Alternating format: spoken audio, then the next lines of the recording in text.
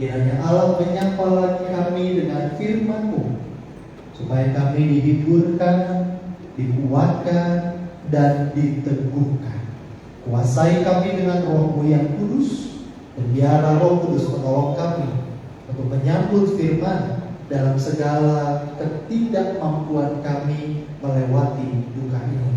Dalam Kristus Yesus kami berdoa. Amin. Keluarga yang Tuhan Allah kasihi dan juga ibu bapak, saudari dan saudara sekalian, bagian Alkitab yang siang ini saya bacakan diambil dari surat Paulus kepada jemaat di Efesus pasal 2 ayat 4 sampai 9. Efesus pasal 2 ayat 4 sampai 9. Demikian dikatakan firman Allah. Tetapi Allah yang kaya dengan rahmat, oleh karena kasih-Nya yang besar yang dilimpahkannya kepada kita, telah menghidupkan kita bersama-sama dengan Kristus, sekalipun kita telah mati oleh pelanggaran-pelanggaran kita. Oleh anugerah kamu diselamatkan, dan di dalam Kristus Yesus Dia telah membangkitkan kita juga dan memberikan tempat bersama-sama dengan Dia di surga, supaya pada masa yang akan datang Dia menunjukkan kepada kita kekayaan anugerah-Nya yang melimpah-limpah sesuai dengan kebaikan-Nya terhadap kita dalam Kristus Yesus. Sebab karena anugerah kamu diselamatkan oleh iman. Itu bukan hasil usahamu, tetapi pemberian Allah. Itu bukan hasil pekerjaanmu, supaya tidak ada orang yang memegahkan diri. Sampai sedemikian jauh pembacaan Alkitab kita. Yang berbahagia ialah kita yang tidak hanya sekadar membaca atau mendengar, tetapi yang terus memelihara dan melakukan dalam hidupnya hari lepas hari. Haleluya. Keluarga yang Tuhan Allah kasihi, ibu bapak, saudari dan saudara serta anak-anak, ketika kita menghadapi situasi yang menurut kita berat, ketika kita menghadapi sesuatu yang tampaknya mengejutkan bagi kita, salah satunya rasa kehilangan dan kedukaan, salah satunya. Tapi mungkin juga ada pengalaman lain, sakit, tiba-tiba kita kekurangan secara finansial, tiba-tiba kita mengalami kehilangan harta benda, tiba-tiba kita kemudian mengalami kehilangan pekerjaan. Tidak jarang kita bertanya kepada Allah, jangan-jangan saya dihukum ya, jangan-jangan Allah marah ya, jangan-jangan lalu kemudian kita mengaitkan dengan keberdosaan kita mengaitkan dengan sesuatu yang menurut kita, jangan-jangan karena saya nggak ini, saya meninggalkan ini, saya nggak datang ini, saya ini, dan seterusnya. Pada saat yang sama kita mungkin sedang ingin berproses dalam pertobatan. Di satu sisi boleh, tapi di sisi yang lain kemudian kita punya pertanyaan yang besar. Apa betul setiap penderitaan adalah bukti kemarahan dan hukuman Allah? Apakah betul setiap hal yang tidak menyenangkan bagi kita berarti Allah menjadi sangat kecewa dan tidak lagi memberkati kita? Apakah betul dalam peristiwa kehilangan Allah absen? Dia tidak hadir dan seolah-olah memberikan kepada kita pengalaman di mana kita dilupakan oleh Allah. Hari ini Efesus pasal 2 ayat 4 sampai 9 kembali meneguhkan tentang siapa Allah yang kita imani dalam Kristus Yesus. Allah yang kita imani digambarkan dalam surat Paulus tadi sebagai Allah yang kaya dengan rahmat, Allah yang selalu menyatakan diri kepada kita dalam anugerah yang tak pernah putus-putus. Anugerah, dan setiap saat yang Allah menyatakan kepada kita hanya selalu anugerah. Event itu adalah di dalam peristiwa kita. Event itu adalah dalam peristiwa kehilangan. Tak ada satu detik pun dalam hidup kita yang di dalamnya Allah berhenti menyatakan anugerah. Tidak pernah. Karena Allah yang kita imani Kristus Yesus Tuhan kita adalah Allah yang tak akan pernah bisa bertambah sayangnya sama kita, dan bukan Allah yang juga pernah mengurangi kualitas sayangnya sama kita. Sampai detik ini kualitas Allah konsisten sama, yaitu kualitas yang terbaik. Kalau memakai kata terbaik, kualitas yang tak tertandingi, kualitas cinta kasih yang tak pernah bisa ditawar-tawar. Dan itu juga yang kita yakini tentang keselamatan kita. Jika kita bertanya, Pak Tobi kalau sudah meninggal bagaimana ya? Dihukumkah dengan neraka? Dihukumkah dengan A, B, C dan seterusnya? Bagaimana ya? Apakah masuk ke tempat yang menyiksa dan lain sebagainya? Atau jangan-jangan bergentayangan di mana dan lain sebagainya? Maka bersyukurlah Bapak Reformator kita. Bapak Martin Luther mengatakan keselamatan itu karena 3 hal. Dan yang paling pertama dan utama adalah sola gratia. Hanya karena grace, anugerah. Dan anugerah itu gratia, gratis. Tak ada yang bisa membayar anugerah Allah. Pun persembahan kita, pun pelayanan kita, pun persekutuan kita, pun segala hal yang kita lakukan tak pernah bisa membayar gratia dari Allah. Sehingga betul dikatakan dalam ayat 9, jangan sombong. Mau udah pendeta sampai 35 tahun pun, jabatan pendeta pun gak akan pernah bisa membayar keselamatan dari Allah. Karena keselamatan itu tak pernah bisa dibeli. Itu ngomong ke saya. Kata kita. Tapi dia juga mengingatkan kita, tidak ada di antara kita yang bisa membeli, membayar, menyogok supaya Allah berbelas kasih kepada kita. Nonsense, gak akan mungkin. Maka sampai dengan hari ini, termasuk dalam peristiwa kita yang kita alami, kita tetap punya satu keyakinan, Allah yang kita imani adalah Allah yang sampai detik ini berbelas kasih, beranugerah buat keluarga, beranugerah untuk Ibu Rensi, untuk anak-anak dan cucu-cucu, dan buat setiap kita. Ia adalah Allah yang beranugerah dan tak pernah mengurangi kualitas anugerahnya. Dan anugerah itu yang juga kita imani telah membangkitkan Tobi untuk mengalami kehidupan kekal bersama dengan Allah melalui Kristus Yesus dalam kuasa Roh Kudus. Allah menerimanya dengan cinta yang beranugerah. Tapi anugerah itu bisa hilang.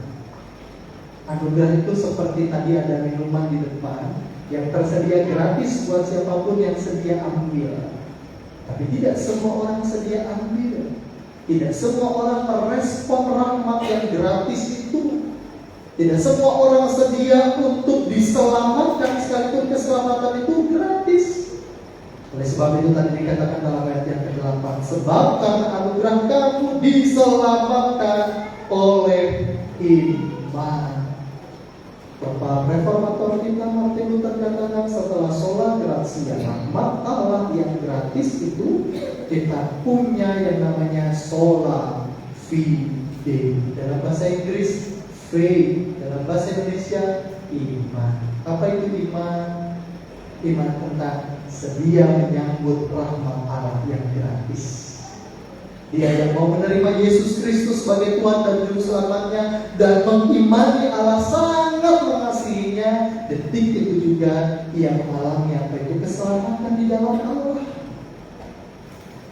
Maka jika sampai terakhir kesempatan saya berjumpa dengan Amang adalah ketika melayankan sakramen perjamuan kudus, setidaknya kalimat iman dari Amang Tobi menguatkan kita bahwa sampai akhir hidupnya Amang adalah sosok yang telah menyambut rahmat dengan sukacita. Dia punya iman bahwa Yesus tak meninggalkannya. Dia punya iman bahwa Yesus telah mengasihinya sebegitu rupa. Dia punya iman bahwa ia hidup hanya semata-mata karena anugerahnya. Tak ada yang bisa disombongkan, tak ada yang perlu dipamerkan, tidak ada yang perlu diratapi. Karena sampai dengan akhir, Allah adalah Allah yang rahmatnya selalu ada. Maka buat keluarga, sebentar lagi peti akan ditutup. Kesempatan kita menyentuhnya sudah habis. Kesempatan kita menatap raganya sudah habis. Momen itu mungkin menjadi momen mengharukan yang membuat kita pecah dalam tangis, membuat kita mungkin sungguh-sungguh rasanya campur aduk. Tidak ada kata-kata penghiburan yang mau saya katakan selain Allah tahu perasaanmu, dan Dia adalah Allah yang tetap menganugerahkan apa yang Dia buat keluarga. Allah menganugerahkan kekuatan walau prosesnya panjang. Allah beranugerah dengan segala hal yang mungkin buat kita misteri, tapi Dia adalah Allah yang tak meninggalkan. Bukan hanya buat keluarga, tapi juga buat ibu bapak, saudari-saudara sekalian yang hari ini punya pergumulan. Pergumulan hidup kita bukan hukuman. Pergumulan hidup kita bukan kemarahan Allah. Sebaliknya, Allah adalah Allah yang berbelas kasih sampai dengan titik ini. Tapi adakah kita punya iman menyambut belas kasih Allah dengan hati yang jujur, tulus, terbuka untuk berproses dengan segala waktu dan rencananya Allah? Kiranya Allah menolong dan memberkati kita. Selamat menjaga iman atas rahmat yang Allah berikan. Amin. Mari berdoa.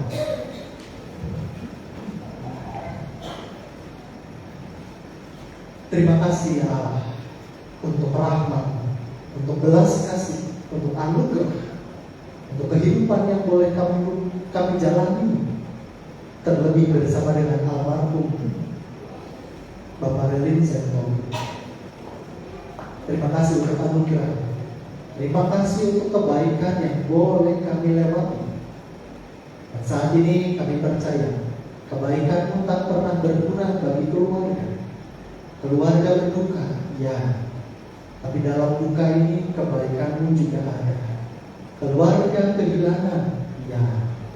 Tapi Engkau juga menyatakan rahmat-Mu melalui kehadiran orang-orang yang menghibur, yang menemani, yang dalam diam tetap memeluk kami erat.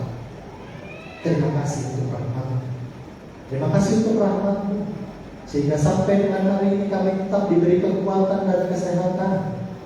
Jika sebentar kami akan bersama-sama menutup peti jenazah ini,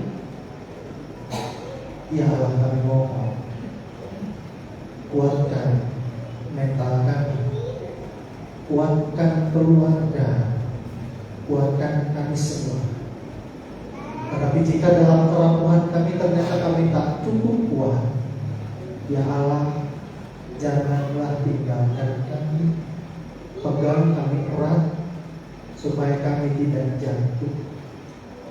Ya Allah, sebentar kami juga akan berangkat ke permakaman situ ini.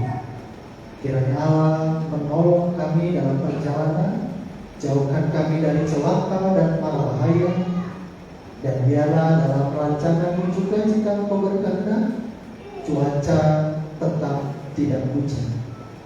Tapi biarlah kehendak-Mu yang jadi, bukan kehendak kami. Kami juga berdoa ya Allah, supaya semua prosesnya sampai dengan selesai nanti boleh berjalan dengan baik dan lancar. Kami serahkan segala sesuatunya ke dalam tangan kasih-Mu. Dalam Kristus Yesus kami berdoa. Amin. Umat Allah yang terkasih, saya mengundang kita untuk bersama-sama berdiri. Kita menyanyikan Makin Dekat Tuhan.